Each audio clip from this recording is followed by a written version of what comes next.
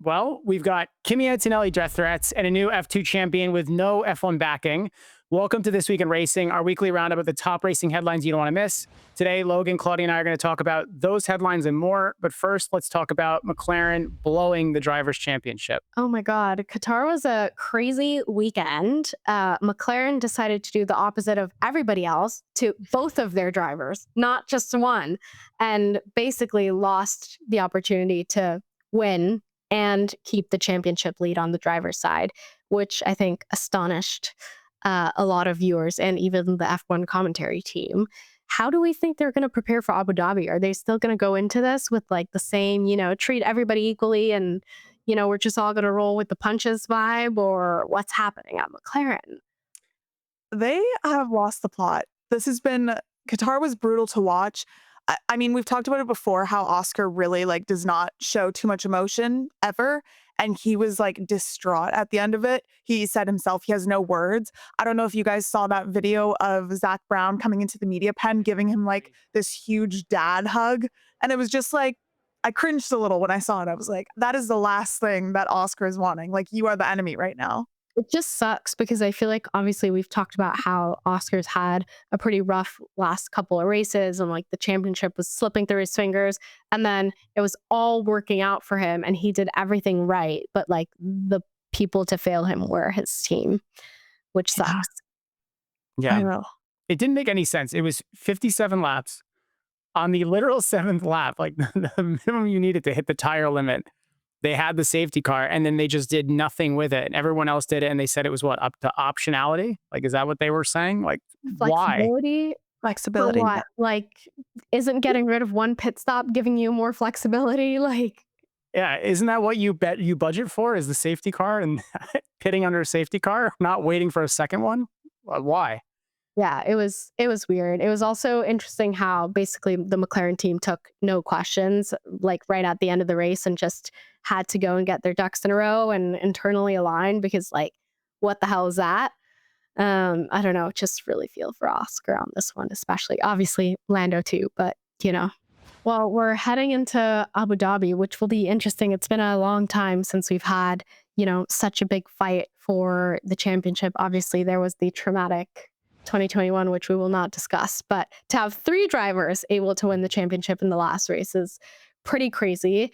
Oscar is again set up, not to say for failure, but not on a good foot because McLaren has left their FP1 appearance, free practice appearance, to not Oscar Piastri because they've got one more session to fill there, which is really unfortunate that Oscar is not going to get that extra time in the car on the one weekend where it matters the most.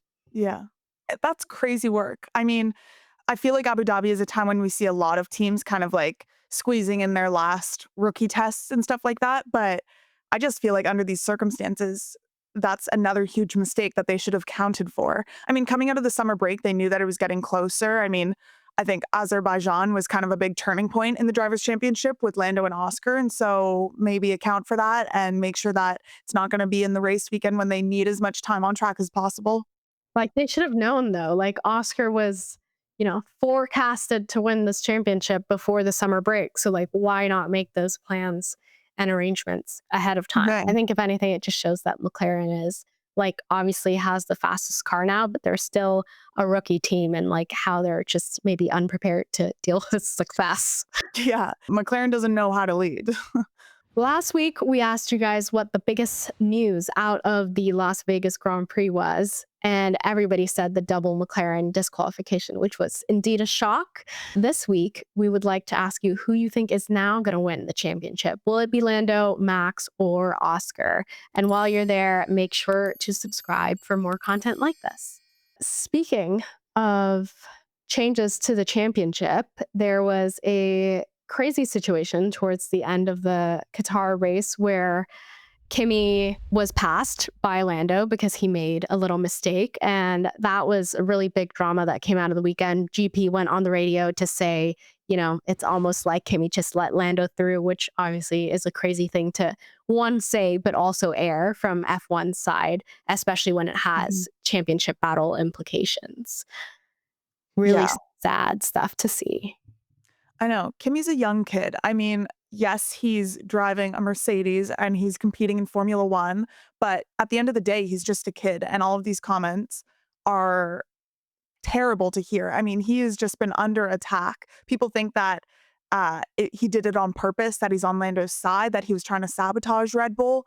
I mean, like you said, it didn't help that Red Bull was coming out and making all of these comments. I mean, Helmut Marko came out and basically said straight up, like, not sure why Kimi let Lando through intentionally and everything like that.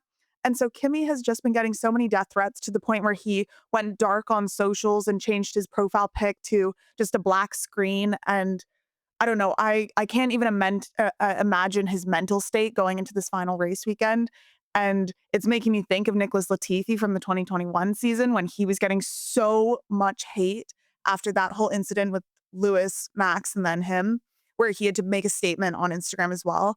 And Latifi was like a mature adult at that point. Kimi is literally just a kid. So it is terrible to see. And this is something that happens in sports all the time. Like fans are just so passionate about whoever they're supporting that I think they forget that they're talking to real humans and the words that they say can have an effect on them. I mean, passion is not even the right word for it. Like these are not like you're not passionate to be a complete asshole and send a death threat to someone you don't even know, who doesn't know you, about something that happened in the game, in the race, whatever it is. Like that's crazy. But the bigger thing is that they should have held Red Bull accountable, even the FIA, like putting out a statement and like saying, hey, this is bad and we don't condone bullying. Well, if you don't condone it, then do something about it, right? Like GP's comment in the moment, maybe you could give him a pass for doing that, although it's kind of crazy to just call that out without the facts. And the commentators too, like they corrected it and they went and they watched the replay at the end and they said it on the broadcast before they cut that it wasn't his fault and there was oversteer. But then Helmut Marko, who is a representative of the team, to get on a like the Sky Sports or Sky broadcast and talk about it when he could have very clearly seen it within 5 minutes of the race ending and then call it out. It's just crazy. Like it's absolutely unacceptable and they should have done something about it, plain and simple. Yeah, I will say, like, on GP's defense, like, I think it was F1's mistake to have broadcasted that in the first place. Like, I mean, even watching at home, I was like, oh, haha, like Lando just went by like crazy. So like understandable that, you know, maybe in a conversation of trust or confidence with a driver that you have a great relationship with, to like make a comment as a reaction, like not saying that it's the right thing to say when you're somebody of power of that in that situation, but it's just the mistake of having broadcasted that, I think, is really what it comes down to. Completely. And Helmut is known to have wild comments, and it's a miracle that that man has not been banished from the sport already. But still, whatever he says has an effect on people more so than we would like. Yeah. And it's crazy just the way that the narrative can spin. And like you said, the broadcast did kind of make it look like he did it on purpose. But as soon as everyone sees the replays, you can see he lost control a little bit, the same way that Lando did earlier in the race, the same way that Oscar did early in the race. Like it wasn't a fluke mistake that he just did because McLaren's paying him off to let Lando through. Like it's just ridiculous and it should not be happening. And that was just a racing incident at the end of the day. Toto said this himself. Mercedes is fighting for important positions in the Constructors' Championship. Like this would actually not help them out to just be letting people through for any reason. Like it's important to them that they're picking up the most amount of points every weekend. So it's just like a crazy thing to say, I think, especially from a Red Bull team representative that like speaks so often to the media, like Helmut Marko does. If you're worrying about someone cursing on the radio, like this is a bigger problem than someone saying shit when they're going too fast. Doesn't make sense. On a brighter note, the Qatar Grand Prix did see an amazing performance by Carlos Sainz, which was so exciting. I mean, he got his second podium in a Williams of this entire season, which is more than Ferrari's basically gotten this whole year. He's gotten more podiums than Lewis Hamilton has, which has just been insane. And he's still technically the last classified Ferrari winner. So that man is up. I mean, I think everyone was kind of worried about him coming into this season. It's definitely a huge transition coming from what is deemed as a top team going to a Williams, which obviously the team was struggling a little bit more last year and at the beginning of this season, but they've just secured P5 in the Constructors' Championship, which is a huge milestone for them. And again, Carlos is getting his second podium of the season, which is insane. I love this for him. Like, how exciting. And he spoke to this a ton in the weekend, being like, if you told me that, you know, it would be P5 and that I'd be getting podiums in my first year with Williams, like, I probably would have not believed you. And I don't think any of us, like, would have believed it or seen it coming. So it's really exciting and wholesome to see, you know, not one of the usual teams standing up there at the top and like giving those drivers the fight that they deserve. Also, I think it goes to show Carlos's caliber as a driver, like to just be able to, you know, go to a team like Williams and bring them to the top step of the podium. Not the top yet, but one of them. No, Close. definitely. Close. When you think about the people who have gotten podiums this year as well, like we've had some of the most exciting podiums this season overall, and Lewis has not been one of them, which is crazy. We've had a Nico Hülkenberg podium, 2 Carlos Sainz podiums, or 3 if you're counting the sprint. We've had Kimi Antonelli up there 3 times as well. Isack Hadjar. Like, it's actually unbelievable the amount of people that stepped on the podium, and Lewis Hamilton isn't one of them in a Ferrari. Yeah. It's very disheartening, and it's something that we just cannot stop talking about because it really is shocking every time we see someone else outperforming him. And I think he cannot wait for the season to be done. I mean, he's said it himself that it's been the worst season of his career. Well, I don't know what they're going to do. I mean, he's going to come back to the same problem next year. Like, it's not going to really go anywhere. And it's like you said, it's disheartening. But Charles Leclerc is still doing well. I mean, it's relative, right? He's not winning a race and he's not close to the podium overall, but like he's still performing better, I should say, than Lewis is. And why there's that gap, why Lewis is at the literal bottom of the qualifying order. Yeah, it doesn't make sense for me given the number of times he's won a championship. I know. It's tough to see for sure. I mean, there's always one teammate that's going to outperform the other. And we're seeing that at Red Bull too, with Max basically crushing Yuki all season long, which has been... Was there another teammate at Red Bull this year? I know you could argue it's been Max on his own, which has been really sad to see because when Yuki was at VCarb, he had a handful of great results with a car that basically should not have been doing as good as he was performing. And it was just confirmed today that Isack Hadjar will be stepping into the Red Bull seat alongside Max Verstappen, and Yuki no longer has a seat, which honestly, I don't think is a huge surprise to everyone, but it's still quite sad just considering like it seemed like he got thrown into that seat and there was not a chance at all for him to do better.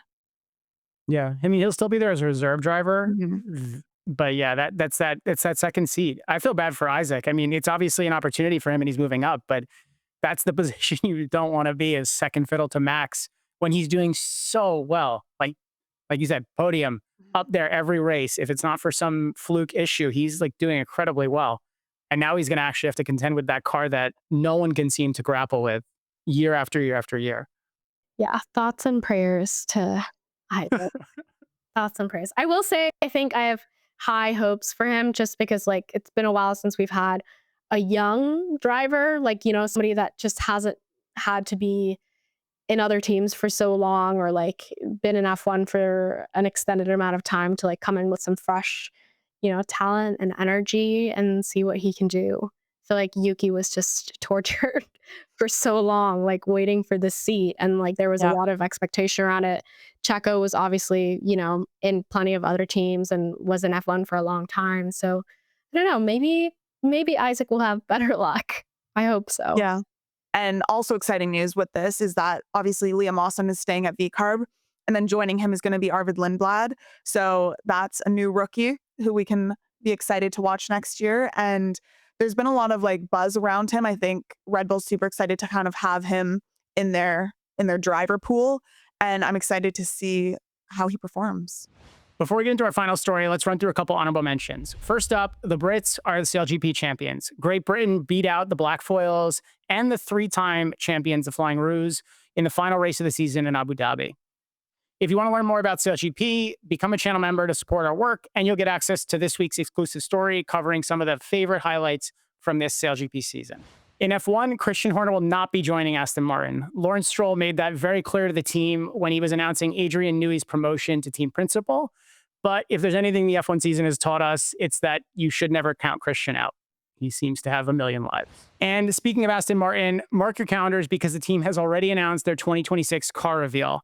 The AMR 26 arrives February 9th, almost a month after Red Bull and VCarb have their joint announcement in mid-January. So we're excited to see how the cars get revealed. It's always a fun time in the year. And down in F2, we have our champion. Leonardo Fornaroli of Invicta Racing was named the champion this past weekend in Qatar. He was previously the F3 champion with Trident last year, famously having never won a race. And then this year with Invicta, he's already won 4 times so far. He still has Abu Dhabi to go, but the accolades are really, really impressive. He had 4 wins, 9 podiums, 3 pole positions. He was the only driver to qualify in the top 10 for every race. And he scored points in 23 of 25 races, only missing out due to 2 retirements. And guys, what's crazy about this all is that he did all of this without the backing of a single F1 team. He was not in any driver development programs, period, so far. He made this win without one, and he finally just signed with McLaren as a reserve and development driver. But that's literally happening now, days after winning the championship. So what do you think of this? It's crazy. He's not really a name that I've heard that much. I mean, I feel like throughout the season, whenever there's been like F2 driver appearances or anything like that, it's always the drivers that are affiliated within a driver development program. So it's crazy that he's gone on to have this much success throughout his season and become a champion and not really been someone that I guess people have been prompted to like follow along on their journey. So I'm excited that he's now signed with McLaren because I think that's going to be a huge step in his career. And it's crazy that he was F3 champ and now F2 champ. And it's always kind of a tough position because now he can't drive again in F2. So it's a little bit of like a what's next? Yeah. I mean, there's no open seats in F1. This happened to Felipe Drugovich and he dominated F3, dominated F2, and now what's he doing? Nothing F1 related. So I hope that Leo finds somewhere where he can be that's still tied to the F1 world. Yeah. I think it's also about like access to facilities and mentorship as well. Like to think of all the other drivers that are in academy programs having access to obviously the really awesome, technology centers they have, but also proximity to the actual drivers that are in F1 and just being able to like get support with marketing, but also like listen in on some of these team sessions or like just sit there for FP1, FP2 is huge. So I'm glad that he's now getting recognized, I guess, and getting the opportunity to be more involved with an F1 team. That's it for this week's episode. Comment below with any headlines that we missed. And while you're there, consider becoming a channel member. Members get early access to videos, as well as bonus clips like our SailGP debrief and much more. Thanks for watching, and we'll see you next week.